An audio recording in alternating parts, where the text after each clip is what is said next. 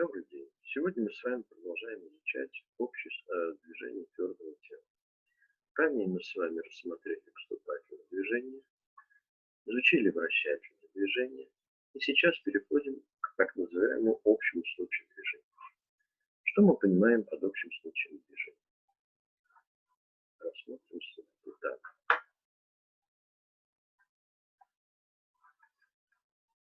Общий случай движения – это такое движение, когда одновременно происходит и поступательное, и вращательное движение тела.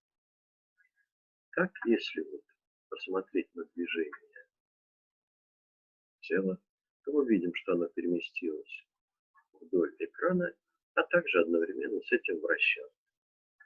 Используя принцип суперпозиции, мы можем разделить общий случай движения на два вида. Поступательное и вращательное, происходящие последовательно. Ну, например, сначала поступательное, затем вращательное. Например, так. Вот, поступательное, а затем вращательное относительно некоторой точки. Точка, относительно которой происходит поворот, вращение тела, это так называемый полюс. Часто обозначается буквой P. Разберемся, каковы скорости точек тела. Для начала введем координаты точек. Пусть точка А имеет координату RA. Это векторный способ задания координат. И точка B имеет координату RB. Разность между вектором RB и RA – это вектор RAB. Этот вектор равен расстоянию между точкой А и точкой Б. Вектор RB еще раз равняется вектору RA плюс RAB. Для того, чтобы найти скорость точек при плоском движении, любых точек, мы с вами должны дифференцировать радиусы векторов по времени.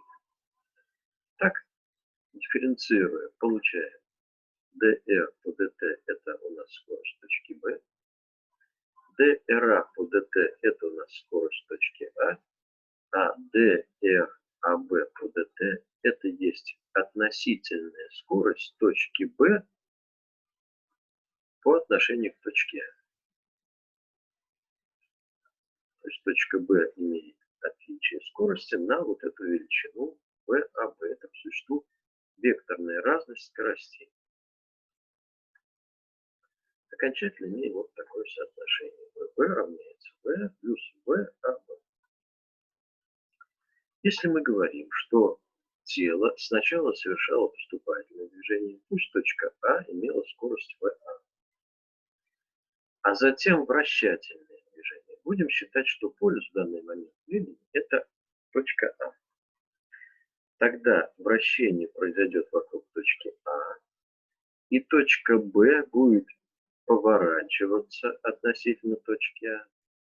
При этом скорость этой точки будет направлена по касательной к траектории движения, по касательной к окружности, поворот вокруг точки А. ВАБ – это есть вращательная скорость, линейная скорость при вращательном движении тела вокруг точки А.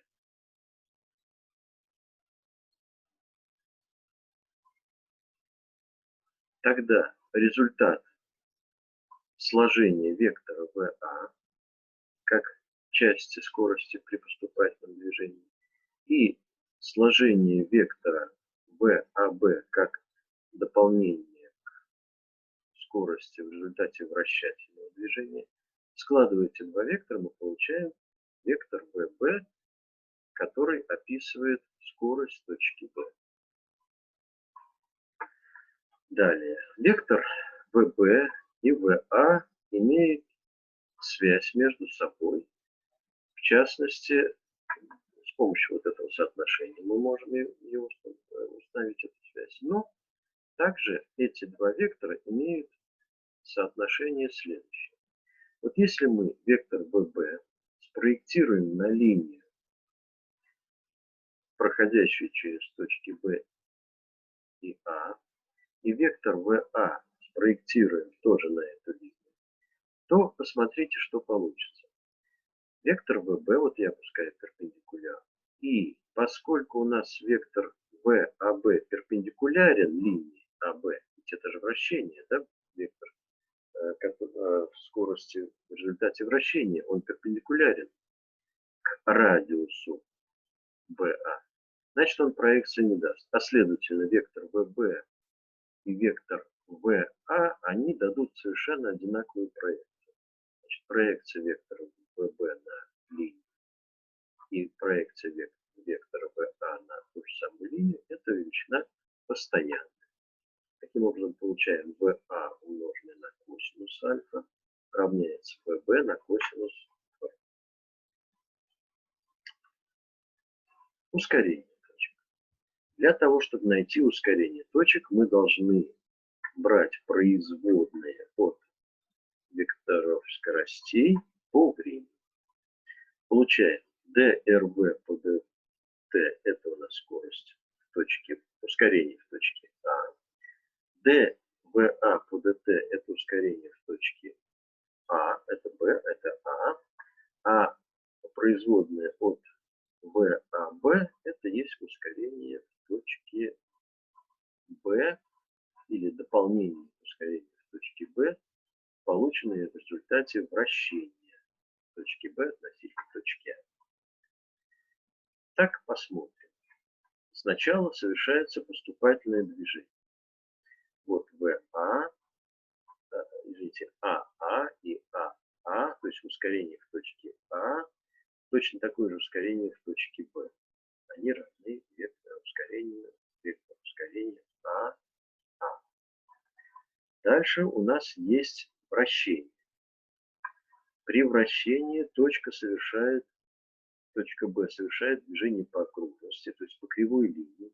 В этом случае мы с вами знаем, что вектор ускорения при движении по кривой линии, этот вектор направлен на вогнутую часть траектории. Вот он, вектор ускорения АБ. И складывая вектор АА поступательного движения и вектор ускорения вращательного движения, мы получаем ускорение в точке Б. Так вот, ускорение в точке Б – это есть ускорение поступательного движения, такое как в точке А было, и ускорение вращательного движения. Рассмотрим подробнее вот это ускорение вращательного движения. Мы с вами знаем из кинематики точки, что ускорение при кривлянии траектории движения точки может быть разложено на касательную и нормальную составляющую. И тогда вот вектор ускорения АБ равен вектору касательному ускорения АБ плюс вектор нормального ускорения АБ. Вот посмотрим. Вот вектор на касательную и вектор на нормальную или на радиус вращения. Мы с вами знаем из предыдущей темы, из изучения вращательного движения темы, что касательное ускорение – это есть угловое ускорение на радиус точки относительно центра вращения АБ. Нормальное ускорение равняется омега квадрат, это угловая скорость в квадрате на радиус точки, относительно которой происходит вращение. Вот мы разложили. Это величина, значит, вектора АБ, вектор ускорения АБ, она получается в результате того, что мы с вами, зная омега и эпсилон, можем найти касательное и нормальное ускорение вращения и затем их сложить. И тогда окончательно мы вектор ускорения в точке B можем получить следующим образом. Вот у нас есть вектор АА, он же в точке B. Затем к этому вектору мы пристыковываем вектор нормального ускорения. Вот. Затем мы пристыковываем сюда вектор касательного ускорения в точке B. И вот мы сложили А, ускорение в точке А, ускорение в точке Б нормальное, ускорение в точке Б касательное, и результат, вот результат наш ускорение в точке Б. Так, ускорение в точке Б, это есть ускорение поступательного движения А, ускорение вращения касательного ускорения и ускорение вращения нормального ускорения. Для тех, кто изучает английское содержание или по-английски это содержание дисциплины, я, пожалуйста, включаю еще английскую часть.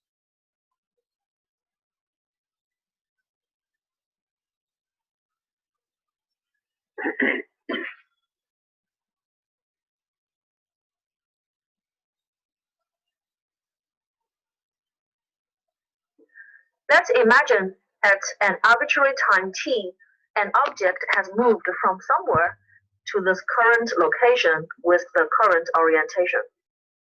And after a very short time period dt, it has moved to this new location with the new orientation. As you can tell, this object has both translated and rotated within this plane. And we learned already that the combination of both translation and rotation is known as the general plane motion. To study the general plane motion, let's focus on the motion of two arbitrary particles in this rigid body, particle A and particle B, which have moved into these two new locations. During motion, the displacement of particle A is vector dra, and the displacement of particle B is vector drb. And the initial relative position of particle B relative to particle A is rb relative to A, and after the motion, the relative position of particle B is rb relative to A prime. Since general plane motion is the combination of translation and rotation, we can assume this motion happens in two steps. The first step is translation, during which point A has moved to its new location. If you recall, during translation, the displacement for all particles in this rigid body are all the same. Therefore, the displacement of point B is the same as the displacement of point A during this first step. And also, the relative position of point B relative to point A stays the same as well. For the second step of the motion, the object rotates about a fixed axis that is perpendicular to this plane and passes through point A with an angular velocity of omega and angular acceleration of alpha. This completes the general plane motion during this period of time dt. Now, particle B has a new relative position with respect to A, and the change in its relative position is represented by vector drb/A. And from vector addition, we know that the displacement of particle B, drb, equals to dra plus drb/A. If we take the time derivative of this equation, we get this equation for linear velocities for any two arbitrary particles in the same rigid body undergoing general plane motion. It says that the absolute velocity of particle B equals to the absolute velocity of particle A plus the relative velocity of B with respect to A. As you can tell, the velocity of particle B has two contributions. VA represents the contribution from the first step of the motion, translation. And VB/A represents the contribution from the second step of the motion, rotation. And from what we've learned before, for rotation about a fixed axis, the linear velocity of any point equals to the cross product of omega and its position vector with respect to the center of rotation. Therefore, for a rigid body undergoing general plane motion, the absolute linear velocity of particle B can be determined as the absolute linear velocity of particle A and the cross product of omega, the angular velocity vector of this rigid body, and rb/A, the relative position vector of particle B with respect to A. Similarly, if we take the second time derivative of this equation, we get this equation that relates the linear acceleration of two arbitrary points in the same rigid body undergoing general plane motion. Again, the linear acceleration of particle B can be determined through two contributions. AA, which is the linear acceleration of particle A, represents the contribution from translation. And this term right here, the relative acceleration of B with respect to A, represents a contribution from rotation. And we have already learned that for rotation about a fixed axis, the linear acceleration has two components. One is the tangential acceleration. The other one is the normal acceleration. Therefore, combining all these, we can write this equation to determine the absolute linear acceleration of a particle B in a rigid body through relative motion. Ну, как вы видите, есть некоторые отличия в интерпретации некоторых обозначений, но это роли не меняет. В целом, очень интересное сообщение на английском языке. Пожалуйста, кого это интересует, можете далее рассмотреть. Так, сделаем небольшую паузу, а затем мы продолжим.